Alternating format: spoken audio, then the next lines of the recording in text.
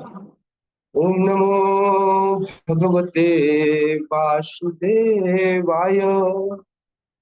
ओम नमो भगवते वासुदेवाय। ओम नमो भगवते वासुदेवाय। ओम अज्ञानतिमिरन्धस्य ज्ञानञ्जनशलाकया चक्षुरुन्मिलितं येन तस्मै श्रीगुरवे नमः। श्रीचैतन्यमनोभीष्टं स्थापितं येन भूतले स्वयं रूपः कदा मह्यं ददाति स्वपदान्तिकम्। वन्देऽहं श्रीगुरो श्रीयुतापदकमलं श्रीगुरुं वैष्णवांश्च श्रीरूपं साग्रजातं सहगण रघुनाथान्वितं तं सजीवं साद्वैतं सावधूतं परिजन सहितं कृष्ण चैतन्य देवं श्री राधा कृष्ण पादान सहगण ललिता श्री विशाखान्वितांश्च।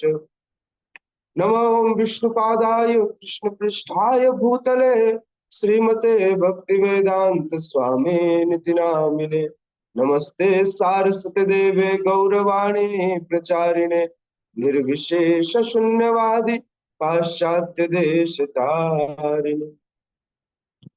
हे कृष्ण करुणा सिंधु दीन बंधो जगतपते गोपेश गोपिका कांत राधा कांत नमोस्तुते। तप्त कांचन गौरांगी राधे वृंदावनेश्वरी वृषभानुसुते देवी प्रणमामि हरिप्रिये।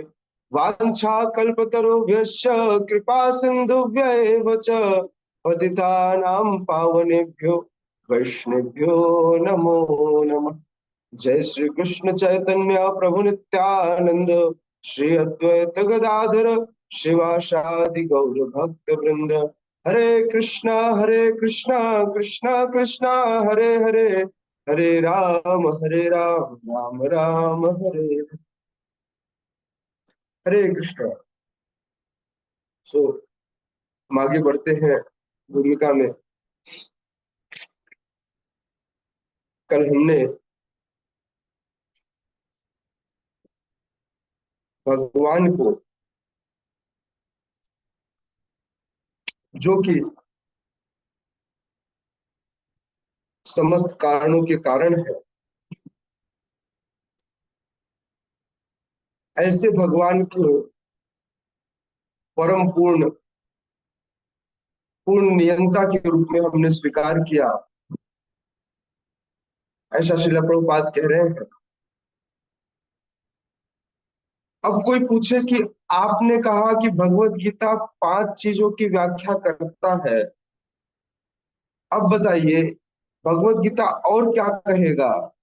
तो श्रील प्रभुपाद लिखते हैं, श्रील प्रभुपाद कहते हैं भगवत गीता में यह भी बताया गया है कि निर्विशेष ब्रह्म भी पूर्ण परम पुरुष के अधीन है।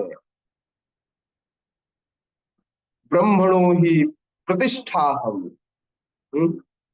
ब्रह्म सूत्र में ब्रह्म की विशद व्याख्या सूर्य के किरणों के रूप में की गई है। उन्हीं ब्रह्म सूत्र का लोग हवाला देते हैं। कई सारे जितने निर्विशेषवादी लोग हैं, ये इसी ब्रह्म सूत्र का हवाला देते हुए कहते हैं। और वही ब्रह्म सूत्र में यह सूत्र, यह फॉर्मूला है क्या, ब्रह्मणो ही प्रतिष्ठा है ना। तो सबसे पहले व्यक्ति को यह समझना पड़ेगा कि जो निर्विशेष ब्रह्म है, निर्विशेष ब्रह्म, ये निर्विशेष ब्रह्म भी परम पूर्ण भगवान के अधीन है। अर्थात भगवान के बिना इनका कोई भी अस्तित्व नहीं है। ब्रह्मणो ही प्रतिष्ठा हम, इसको समझने के लिए सबसे अच्छा जो उदाहरण देते हैं कि कैसे हम ब्रह्म ब्रह्म ज्योति, ये जिसे जो निर्विशेष है इसे समझे कैसे। तो इस ब्रह्म ज्योति को समझने के लिए व्यक्ति क्या कर सकता है, बोले एक एग्जाम्पल ले सकता है, वह है सूर्य का। सूर्य के एग्जाम्पल से व्यक्ति समझ सकता लगता है कि निर्विशेष ब्रह्म भगवान का प्रभामय किरण समूह है। भगवान के शरीर से निकलने वाला प्रकाश है। भगवान इतने इतने ज्यादा प्रकाशित हैं कि वह प्रकाश ब्रह्म ज्योति के नाम से जानी जाती है, और उस ब्रह्म ज्योति को ही कुछ मूढ़ लोग ब्रह्म समझ लेते हैं। उन्हें लगता है यही ब्रह्म है। गड़बड़ कुछ नहीं है, गड़बड़ सिर्फ इतना कि लोगों को ऐसा लगता है, लोग समझ नहीं पाते। लोगों को ऐसा लगता है जैसे गर्मी गर्मी के समय में चिलचिलाती 11-12 बजे की धूप में कोई व्यक्ति सर उठाकर ऊपर की ओर देखे तो उसे सूर्य के जगह पर सूर्य के पास से खूब ऐसा प्रकाश का पुंज निकलता हुआ, हाँ, खूब सारा प्रकाश के गुच्छे निकलते हुए दिखाई देंगे, तो उसे ऐसा लगता है कि सूर्य लगता है ऐसा ही है। तो कई बार लोग कंफ्यूज हो जाते हैं, जिससे न पता हो, जिसने सुबह सुबह न देखा हो कि सूर्य का ऐसा स्वरूप भी है, तो वह उन प्रकाश के पुंजों को ही सूर्य मान बैठेगा। बिल्कुल इसी तरह से व्यक्ति ब्रह्म को नहीं जानता, इसलिए ब्रह्म से, भगवान से, परमात्मा से निकलने वाले उन ज्योति को, उन प्रभामय ज्योतियों को ही, वह ब्रह्म ज्योति को ही ब्रह्म मान बैठता है। श्रील प्रभुपाद कहते हैं भगवान को सच्चिदानंद विग्रह कहा गया है। यह 15वें अध्याय में आप इसकी अनुभूति कर पाएंगे। ब्रह्म संहिता में भी इस प्रकार से शुभारंभ होता है। ईश्वर परम कृष्ण सच्चिदानंद विग्रह अनादिर आदिर गोविंद सर्व कारण कारणम। गोविंद या कृष्ण सभी कारणों के कारण हैं, वे ही आदि कारण हैं और सत चित्त तथा आनंद के रूप हैं। निर्विशेष ब्रह्म, सत अर्थात शाश्वत। अच्छा, निर्विशेष ब्रह्म उनके सत स्वरूप की अनुभूति है। इसका क्या मतलब है? जो सत शब्द है ना, ये सत शब्द है शाश्वत। तो बिल्कुल निर्विशेष ब्रह्म भी शाश्वत क्योंकि ये व्याख्या ही उन्हीं के लिए की गई है ना। ये शाश्वत है। चित, चित का मतलब होता है इनके अंदर परमात्मा सत चित अर्थात शाश्वत चित अर्थात ज्ञान, ज्ञान से परिपूर्ण है। तो भगवान शाश्वत ज्ञान की अनुभूति है, परंतु इसको अलग अलग स्वरूप में हम देखते हैं। निर्विशेष ब्रह्म, उनको केवल आप सत कह सकते हैं। परमात्मा सत और चित है। कृष्ण सत चित आनंद है। फिर से बड़े ध्यान से समझते हैं। सूर्य है,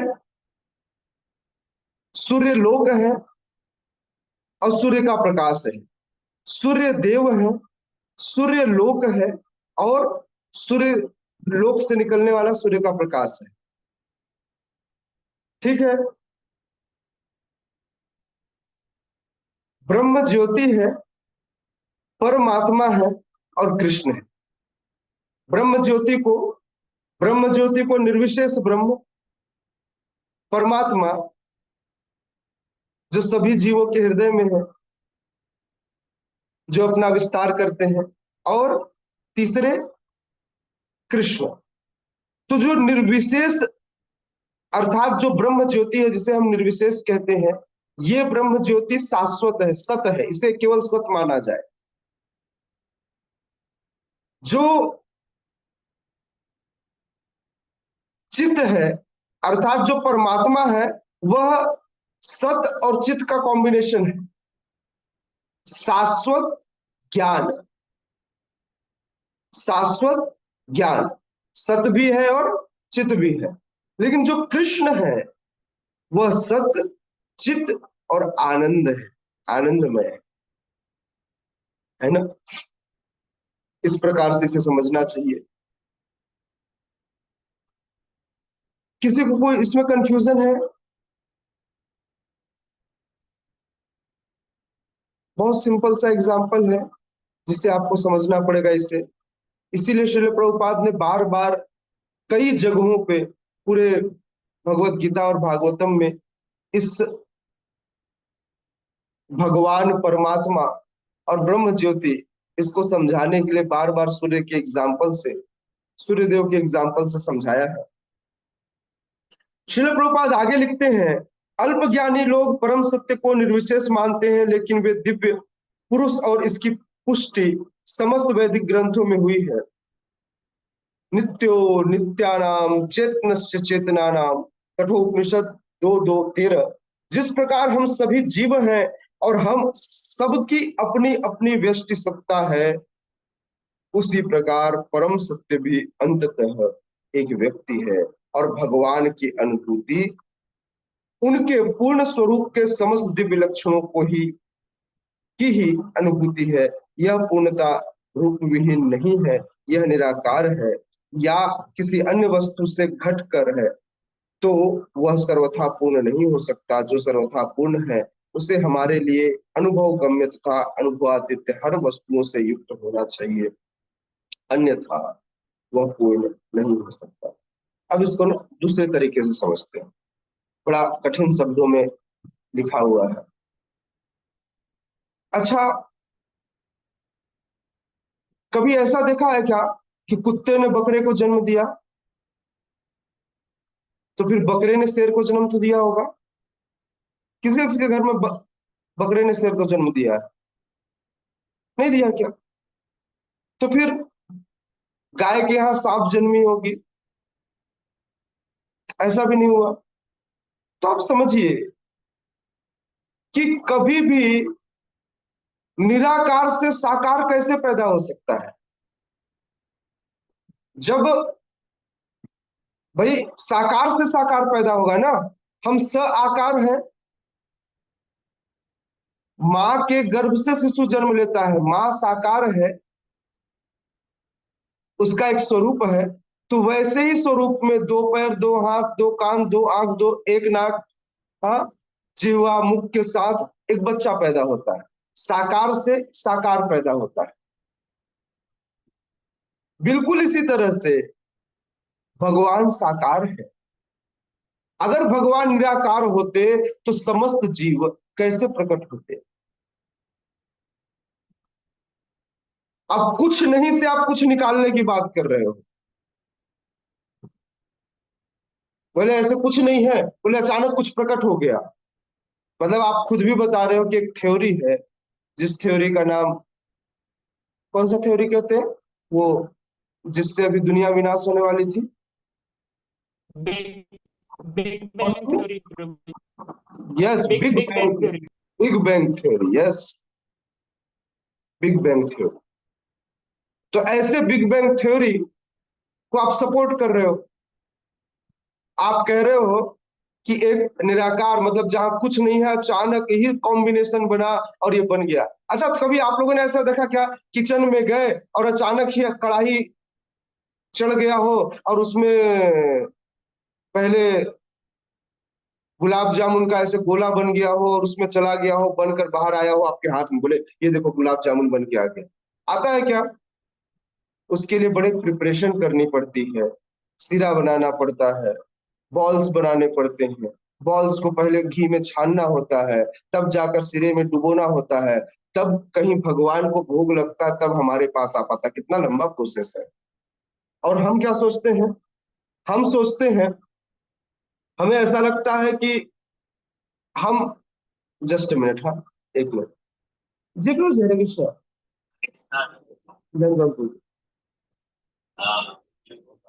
जी, जी।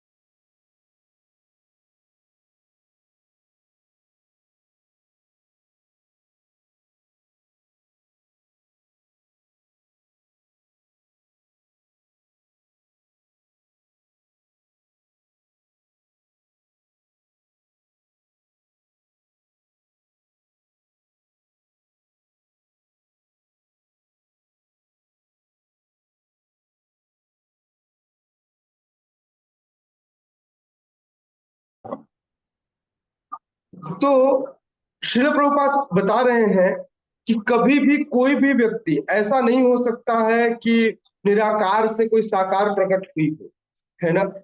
यदि वह निराकार है या किसी अन्य वस्तु से घटकर है, तो कम से ज्यादा अगर आपके पास 20 रुपए है तो आप किसी को 30 रुपए नहीं दे सकते। बहुत सिंपल सा एग्जाम्पल है।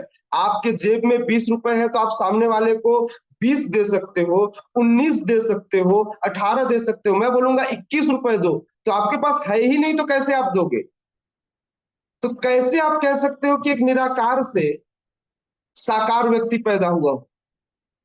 समझ में आया? ये कहने का तात्पर्य श्रील प्रभुपाद ने बहुत क्लियरली कहा कि किसी भी अन्य व्यक्ति से यदि कोई निराकार है या किसी वस्तु से कम है, तो उससे कोई पूर्ण व्यक्ति जन्म नहीं ले सकता, जबकि भगवान तो पूर्ण है। नित्य क्या? भगवान पूर्ण है। नित्यो नित्यानाम चेतनस्य चेतना नाम। और जो पूर्ण है, हमारे लिए अनुभव गम्य है, अनुभवातीत हर वस्तुओं से युक्त है। और अगर ऐसा नहीं है तो फिर भगवान पूर्ण नहीं है। फिर इसका मतलब लॉजिक ऐसा हम कह सकते हैं, या तो शास्त्र गलत है या हम गलत है। अगर ऐसा नहीं है तो फिर शास्त्र ये नहीं कह सकता कि भगवान कैसे हैं, नित्यो नित्यानाम चेतना से चेतना नाम। ठीक है, तो इससे ये प्रूफ होता है कि भगवान कैसे हैं, भगवान साकार है। ओके गंधर्वी मैया, मैंने कोई शौक दे दिया? समझ में आया?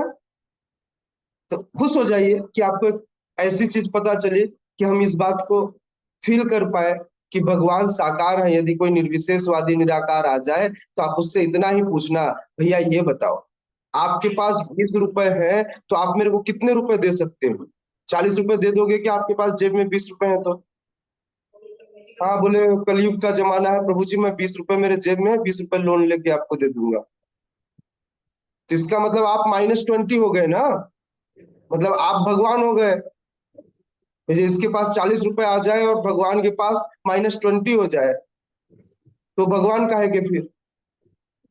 भगवान तो वो है जिनसे उतना ही निकाल लिया जाए तो उतने ही बचते हैं।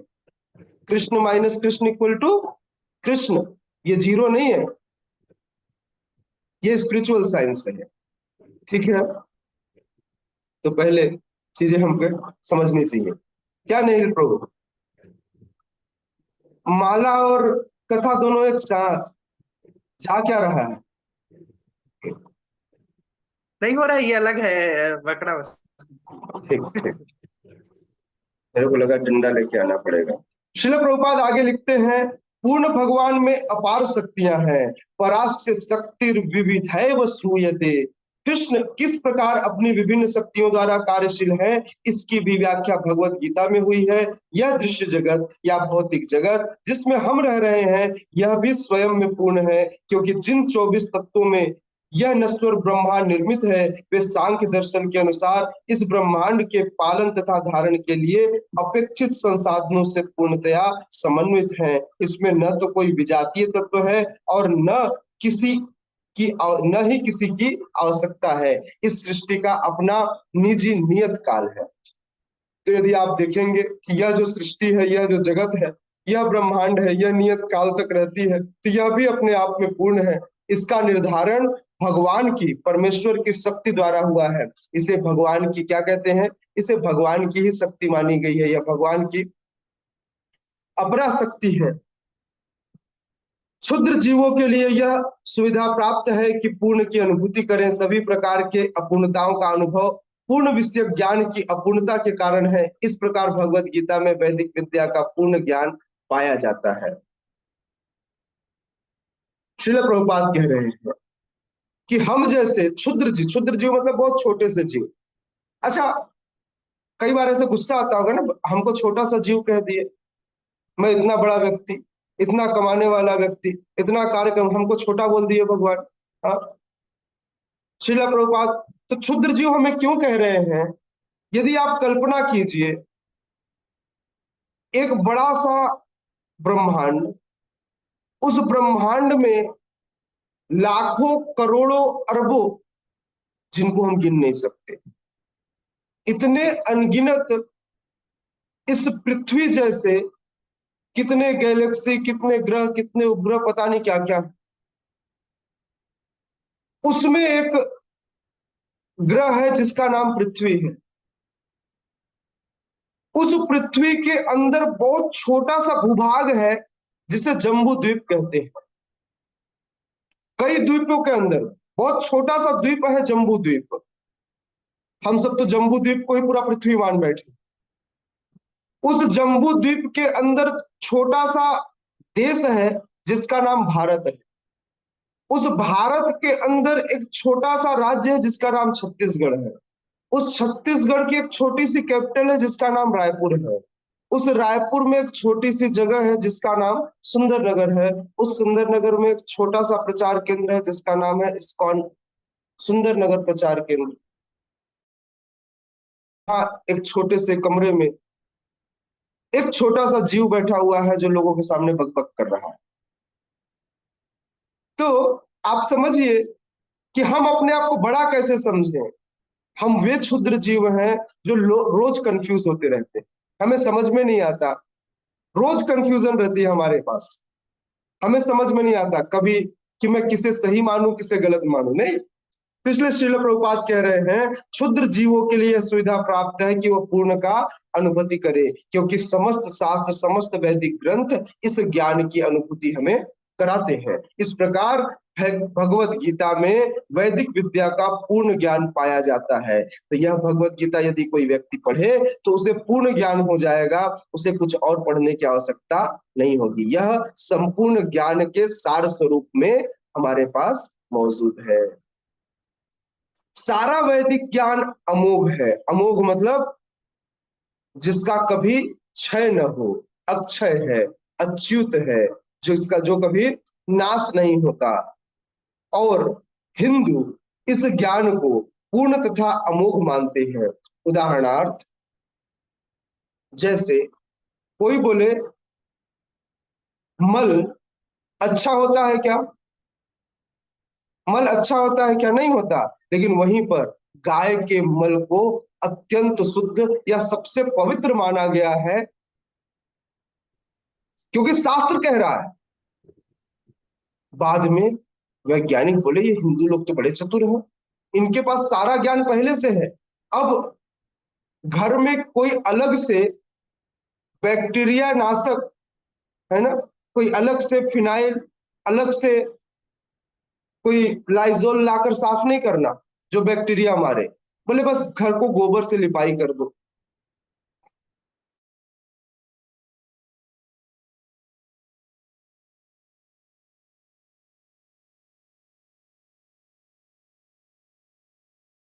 समस्त पशुओं के जीवों के मल को, जिसको अत्यंत गर्हित या अत्यंत अशुद्ध माना जाता है, वहीं पर हमारी गाय, हमारी गौ माता का जो मल है जिसे गोबर कहते हैं, वह गोबर अत्यंत शुद्ध है। किसी पूजा पाठ में यदि हाथ कट जाए या किसी जीव की हड्डी फेंक दी जाए, खून लगा दिया जाए, त्रेता युग में साधु लोग आते थे, बोले राक्षसों ने इस दंडकारण्य में बड़ा उत्पात मचा रखा है। और ये साधु लोग कह रहे हैं कि ये राक्षस आते हैं और हमारे हवन कुंडों में हड्डियों का टुकड़ा डाल देते हैं, रक्त बहा देते हैं, और हमारा इस प्रकार से समस्त यज्ञ जो है वो नष्ट हो जाता है। वैसे भगवान तो उनको कहना चाहते थे, भगवान उनको कहना चाहते थे कि जल्दी से मेरे शरणागत हो जाओ, ये यज्ञ करने की आवश्यकता नहीं है। लेकिन क्या करें, उस युग की जो मूल विधि थी भक्ति की, वह यज्ञ ही थी। तब का समय नहीं था। भगवान बोले कुछ और हल्का वाला भी कर लेते तो मैं मान जाता, लेकिन ठीक है, भगवान ने उसको भी ठीक किया। और इस दंडकारण्य में आकर भगवान 14 वर्षों में 10 से भी ज्यादा वर्ष बिताए और समस्त राक्षसों का अंत कर दिया। कुछ राक्षस बच गए जो आज साधु बनकर श्रीमद् भगवत गीता के ज्ञान को अर्जित कर रहे हैं। नहीं, हम सब दंडकारण्य में रहते हैं, हम सब राक्षस हैं, कहीं ना कहीं से उन्हीं राक्षसों के संतान होंगे। उसी पीढ़ी में आ रहे होंगे। अच्छी बात है कि अब राक्षस सुधर गए हैं, बोले नहीं, एक ही शरीर में सुर और असुर दोनों है, तो असुर किनारे करके सुर प्रवृत्ति को अपने ऊपर लाए हैं, ताकि हम भी भगवत गीता का अध्ययन कर सकें और भगवान हमें भी स्वीकार कर लें अपने सेवक के रूप में। हाँ, भगवान से हम प्रार्थना करते हैं ना, आश्लिष्य वा पाद्रताम पे नष्टु माम अदर्शनाम मर्महताम करोतु वा यथा तथा वा विदधातु लंपटो मत प्राणनाथस्तु सएव नापर।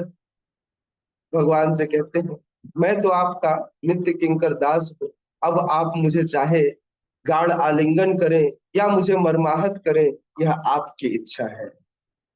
तो हमने भगवान को अपने आप को सौंप दिया।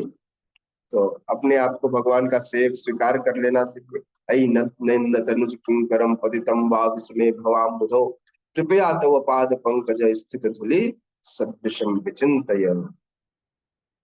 शिल प्रभुपाद आगे कहते हैं, शिल प्रभुपाद आगे कहते हैं कि वैदिक ज्ञान पूर्ण है क्योंकि यह समस्त संशयों एवं त्रुटियों से परे है और भगवत गीता समस्त वैदिक ज्ञान का सार है।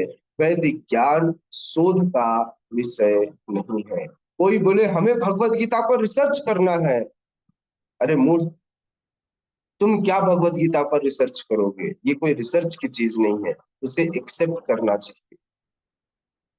भगवत गीता शास्त्रों के वाक्य पे, वैदिक वाक्यों पे कोई भी संशय नहीं होना चाहिए। यह संशय करने वाली चीज नहीं है, इसे अपने लाइफ में अपनाने की चीज है, आत्मसात करने की चीज है। कह दिया गया मतलब यही सत्य है, इसमें कोई परिवर्तन नहीं। भगवान ने कहा कि मेरी शरण में आओ तो आओ, माम एकम शरणम ब्रज, मतलब माम एकम शरणम ब्रज, नो अदर ऑप्शन। भगवान कह रहे हैं कि कोई और ऑप्शन नहीं है तो नहीं है। भगवान कह रहे हैं मैं अध्यक्षण प्रकृति, तो मान लेना चाहिए कि भगवान की अध्यक्षता में प्रकृति काम कर रही है। समझ में आया? भगवान कह रहे हैं मम माया दुरत्यया, तो मानना चाहिए कि भगवान की माया को आप ऐसे नहीं क्रॉस करोगे, पहले भगवान के शरणागत होना पड़ेगा और भगवान से कहना पड़ेगा भगवान आप नहीं तो कैसे, ऐसे नहीं हो पाएगा। तो इसलिए तुरंत ही भगवान की माया को पार करने के लिए, जैसे अगर किसी की सिक्योरिटी लाइन को लांघना हो तो आपको उस व्यक्ति से कहलवाना पड़ेगा। कोई कह दे ठीक है इनको भी आने दो, अच्छा समझिए, आप मोदी जी के बीच में घुस जाओगे क्या? मोदी जी चल रहे होंगे, उनकी रैली के बीच में मोदी के पास बगल में जाके खड़े हो जाओगे क्या? उनके कमांडोज उठा के आपको किनारे फेंक देंगे। तो आप भगवान के नजदीक जाने के प्रयास करोगे तो भगवान के कमांडोज हैं ये कौन? ये माया। ये आपको घुसने नहीं देंगे, आपको बार बार उठा के किनारे फेंक देंगे। तो आपको यदि नजदीक जाना है तो आपको पहले भगवान से कहलवानी पड़ेगी, भगवान बोलिए ना माया मेरे को न छुए, कृपया भगवान आप मेरे लिए थोड़ा कंसेशन कर दीजिए। तो भगवान कहता ठीक है इसको आने दो।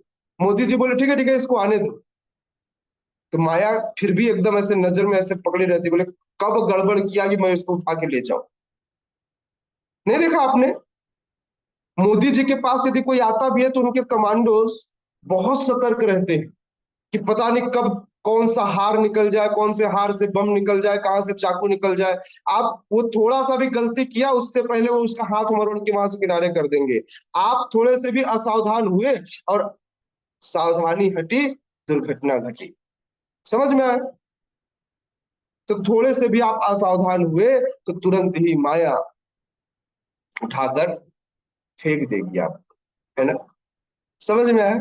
अरे वो आगे बढ़ते हैं।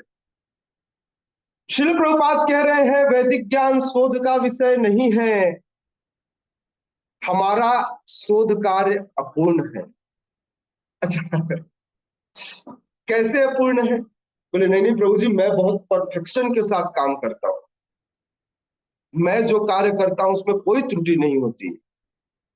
बिल्कुल आप यह कह रहे हो कि आप जो कार्य करते हो वो पूर्ण होता है। ये कैसे संभव है? 20 रुपए में से 21 रुपए नहीं निकल सकता। मैं अपूर्ण हूं तो मेरा कार्य भी अपूर्ण होगा। न तो मेरी आंखें, मेरा विजन, न तो मेरे कान, न तो मेरे सेंस, कोई भी सेंस पूर्ण नहीं है। अगर कोई बोले कि मैं सब कुछ सुन सकता हूं, तो सब कुछ नहीं सुन, भगवान सब कुछ सुन सकते हैं। भगवान गोलोक वृंदावन में बैठे यहाँ की बातें भी सुन रहे हैं, बगल में चल रहा है वो भी सुन रहे हैं, लेकिन मुझे नहीं पता कि इस कमरे से बाहर कौन क्या कह रहा है। इस कमरे के अंदर भी कोई धीरे बोले तो मुझे सुनाई नहीं देगा, लेकिन भगवान को धीरे बोलो या तेज बोलो, भगवान को सुनाई देता है। हाँ, बड़ा अच्छा एक श्लोक कबीरदास जी लिखते हैं, कहते हैं,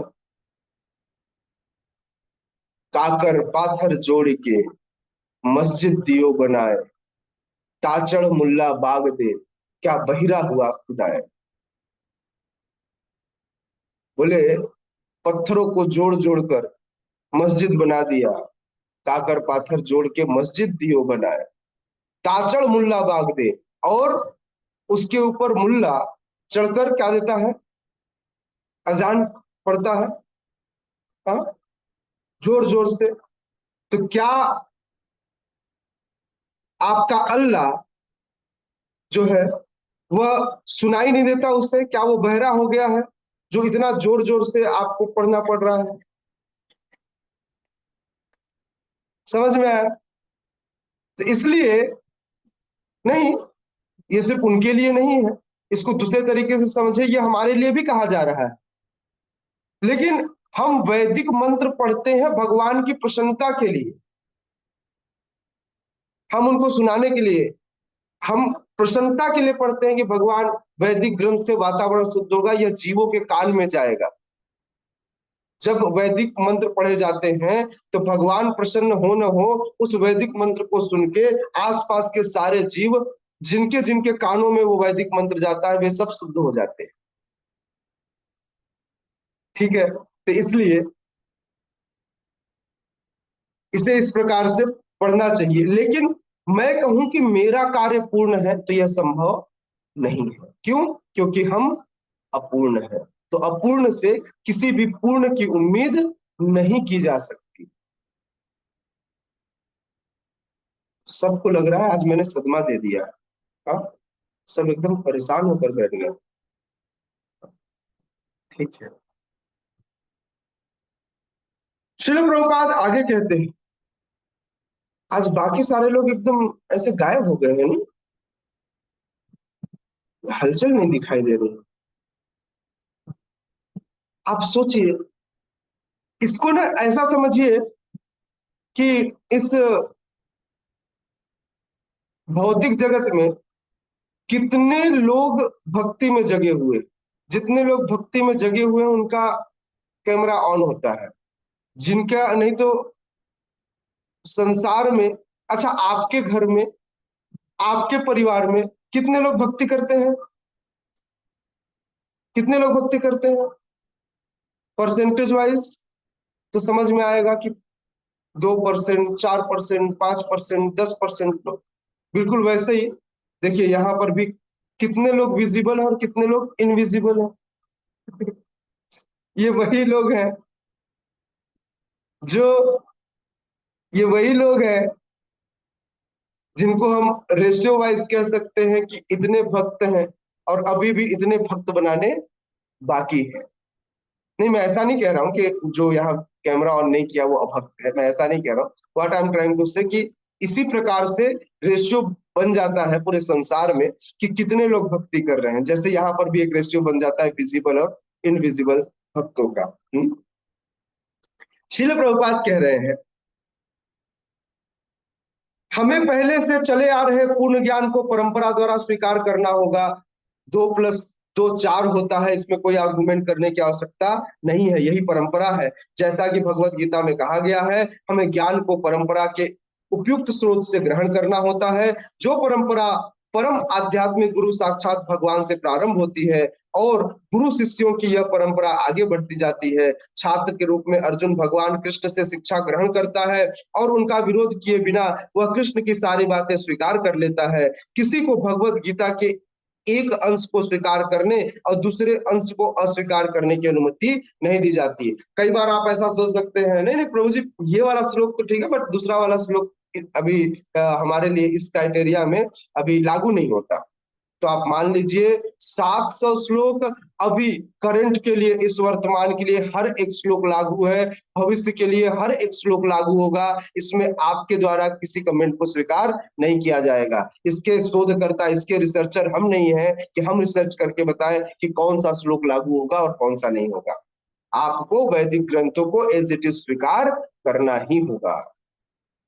श्रील प्रभुपाद कह रहे हैं, छात्र के रूप में अर्जुन भगवान कृष्ण से शिक्षा ग्रहण करता है और हर बात को बिना किसी आर्गुमेंट के स्वीकार करता है। अगला प्रश्न करता है, आर्गुमेंट नहीं करता।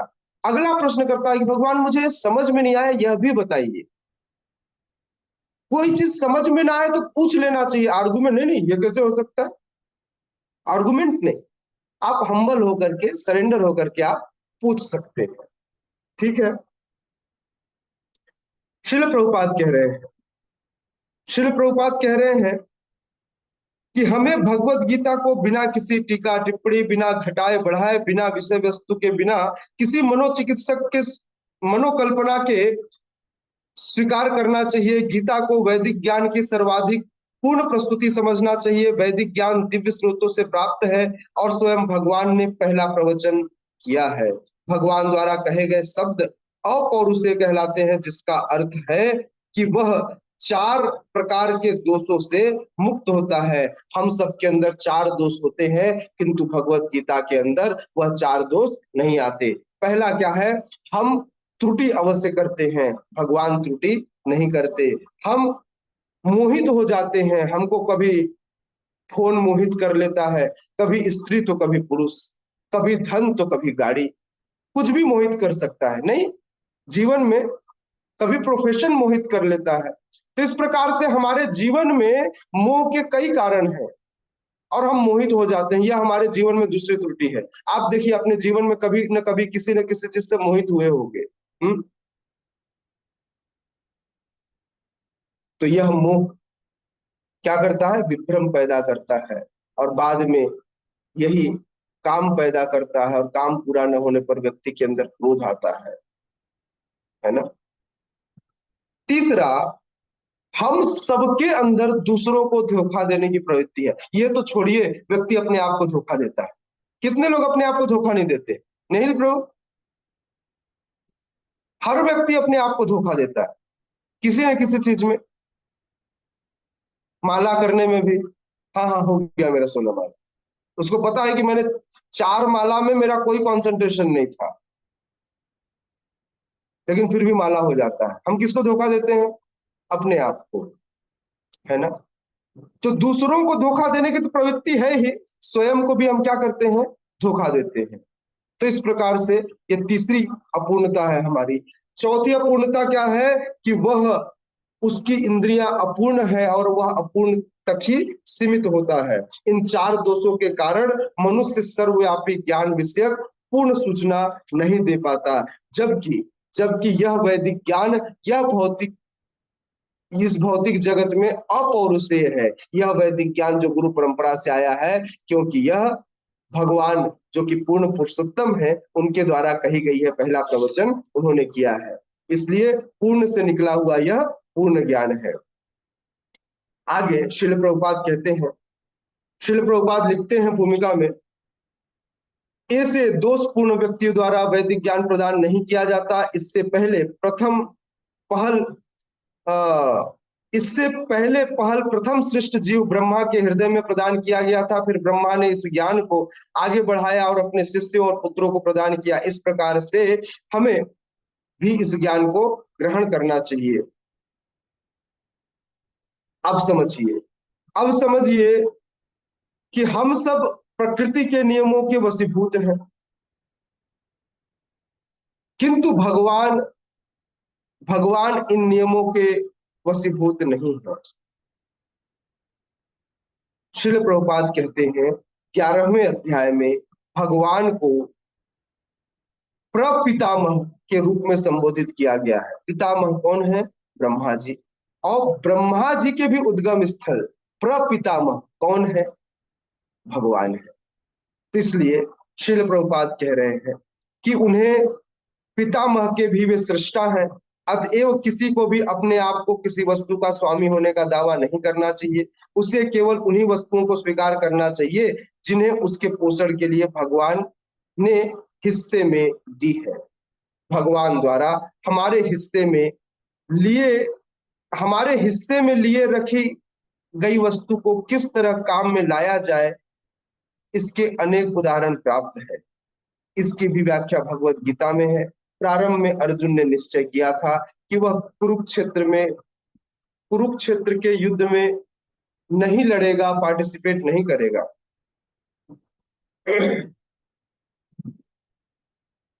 भगवान ने हम सबके लिए कार्यक्षेत्र निर्धारण किया है, लेकिन कई बार हम अपनी स्वतंत्रता का दुरुपयोग करते हैं। अर्जुन कह रहा था भगवान नहीं लड़ूंगा, भगवान ने कहा एक प्रयास करता हूं, नहीं लड़ा तो ये जाने, इसके लिए कार्यक्षेत्र मैंने बनाया है, इसी से इसका कल्याण होगा। किंतु अर्जुन लड़ने को तैयार नहीं था। फिर भगवान ने यह भगवत गीता कही, तब जाकर अर्जुन लड़ने को तैयार नहीं, तब जाकर अर्जुन लड़ने को तैयार न रहने वाला अर्जुन भी क्या करने लगा? लड़ने लगा। इसी प्रकार से हम सबको भी भगवान की आज्ञा पालन करने के लिए सदैव तत्पर रहना चाहिए। अपनी स्वतंत्रता का दुरुपयोग करेंगे तो आप इस भौतिक जगत में बारंबार फंसते जाएंगे और 84 लाख योनियों में चक्कर बाई चक्कर आप काटते रहेंगे, है ना। इसलिए श्रील प्रभुपाद कहते हैं कि भगवान ने भगवत गीता का प्रवचन इस दृष्टिकोण को बदलने के लिए ही किया है कि अंत में अर्जुन भगवान के आदेशानुसार युद्ध करने का निश्चय करते हुए कहता है, करिष्ये वचनम तव, अब मैं वही करूंगा कृष्ण जो आप कहेंगे, आपके वचन ही मेरे लिए सर्वोपरि होंगे। समझ में आ रहा है ना? करिष्ये वचनम तव, आपके वचन मेरे लिए अब सबसे मूल होंगे, आपके वचनों के अनुसार ही मैं कार्य करूंगा। हमारे अंदर परेशानी ये है, ये स्वीकारोक्ति नहीं है कि कृष्ण जो कहेंगे वो मैं करूंगा। जिस दिन यह स्वीकारोक्ति आ जाएगी, आप भी अर्जुन के तरह भगवान श्री कृष्ण के बड़े प्रिय हो जाएंगे। समझ में आया? इस संसार में हम सब कुत्ते बिल्लियों की तरह लड़ रहे हैं एक दूसरे से, कोई भक्ति नहीं कर रहा है। सब क्या कर रहे हैं? कुत्ते बिल्लियों की तरह लड़ रहे हैं। मनुष्यों को मनुष्य जीवन की महत्व समझ में नहीं आ रही है। पशु जीवन की तरह इसे खाने पीने सोने और अपने वंश वृद्धि करने में लगाए हुए हैं। आहार निद्रा भय मैथुन के आगे व्यक्ति कुछ सोच ही नहीं पाता। और यह कृत्य तो जानवरों के कृत्य के जैसा है। फिर मनुष्य जीवन का क्या लाभ? मनुष्य जन्म पाइया, राधा कृष्ण ना भजिया, जानिया सुनिया विष खाइए। यदि कोई व्यक्ति मनुष्य जन्म पाकर के भी भगवान के शरणागत नहीं हुआ तो यह जानबूझकर विष को खाने के बराबर है।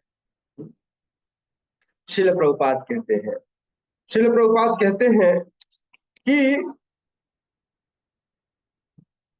वैदिक ग्रंथ मनुष्यों के लिए है, पशुओं के लिए नहीं। एक पशु दूसरे पशु का वध करे तो कोई पाप नहीं लगता। अर्थात कर्म का जो प्रतिक्रिया है वह जीवों के दूसरे योनियों में नहीं लगता। कर्म की प्रतिक्रिया केवल मनुष्य योनि से आती है। मतलब बिल्ली चूहे को खा जाए तो बिल्ली को कोई पाप नहीं लगा। समझ में आ रहा है? लेकिन आदमी चूहे को खा जाए तो अगली बार वह चूहा आदमी बनेगा, वो आपको खा जाएगा और आपको चूहा बना देगा। तो इसलिए मनुष्य रूप में प्रतिक्रिया आती है, पशु रूप में किए गए कार्यों की कोई प्रतिक्रिया नहीं आती। भगवत गीता में स्पष्ट रूप से प्रकृति के गुणों के अनुसार 3 प्रकार के कर्मों का उल्लेख है। सात्विक कर्म, राजसिक कर्म, तामसिक कर्म। इस प्रकार आहार भी 3 प्रकार के हैं, सात्विक आहार, राजसिक आहार और तामसिक आहार। इन सब का बृहद वर्णन हुआ है। और यदि हम भगवत गीता के उपदेशों का ठीक से उपयोग करें तो हमारा संपूर्ण जीवन शुद्ध हो जाएगा और अंततः हम अपने गंतव्य को प्राप्त कर सकेंगे, जो भौतिक आकाश से परे है। यद गत्वा न निवर्तन्ते तद धामम परमम मम। हाँ, भगवान कहते हैं जो व्यक्ति इस प्रकार से कार्य करता है वह अंत में मेरे धाम को प्राप्त होता है। तो भगवत गीता की शिक्षाओं को आइए संकल्प लेते हैं कि आज से और अभी से हम अपने जीवन में आत्मसात करेंगे। जगत गुरु श्रील प्रभुपाद की थैंक यू। हरे कृष्णा। तो आई थिंक क्वेश्चन आंसर ले लेना चाहिए। कोई प्रश्न है तो ले सकते हैं।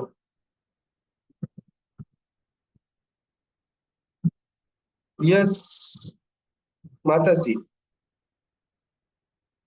प्रभु जी हरि कृष्णा दंडवत प्रणाम। तो इनविजिबल है। प्रभु जी आज कुछ घर के गांव में बहुत व्यस्त थे। प्रभु जी प्लीज। सारे बच्चे मतलब प्रश्न तो नहीं था, तो सारे बच्चे हैं जो दीक्षा के लिए है वो किस समय आए तो थोड़ा सा आप उसको बता देते, बच्चे जुड़े हुए हैं। तो साथ ही एक निवेदन ये था कि आपका नाम लेकर के या किसी भी अन्य रीजन से कोई किसी भी भक्त से किसी प्रकार की लक्ष्मी होता है, कृपया ना दे तत्काल आपको या योगेश्वर प्रभु या भक्तसर किसी भी परिस्थिति में। मंदिर के अलावा अगर देना है डोनेशन तो मंदिर के अकाउंट में या नहीं किसी भी प्रकार से। कोई कुछ पूछना चाहता हो? ठीक है, थैंक यू। बाकी पूछना हो तो पर्सनल कॉल कर लीजिएगा, है ना। जगत गुरु श्रील प्रभुपाद की जय। श्रीमद् भगवत गीता यथारूप की जय। उपस्थित गौर भक्तवृंद की जय। हरे कृष्ण प्रभु जी। जी हरे कृष्ण प्रभु जी, दंडवत प्रणाम। जी। लेट से जगती हैं आप? ओके नहीं बताइए। प्रभु जी, वो दवाई खा के आज कल रात में सो गई थी, तो प्रभु जी आज नहीं क्या नहीं, स्कूल के इतने देर से लिए। सिखा रहा हूँ प्रश्न प्रश्न प्रश्न, तो आप इसको बोलते हैं लेट से जगना। नहीं प्रभु जी, हाँ मुझे क्षमा कर दीजिएगा प्रभु जी। जी। एक्चुअली स्कूल से मुझे ना 2 बजे रिलीफ मिलेगा, तो मैं हाँ डायरेक्ट स्कूल से पहुंच जाऊंगी तो चलेगा प्रभु जी? हाँ हाँ, आ जाइए। क्योंकि मैडम कल पीटीए में प्रभु जी तो बिल्कुल छुट्टी नहीं दे रही मुझे क्लास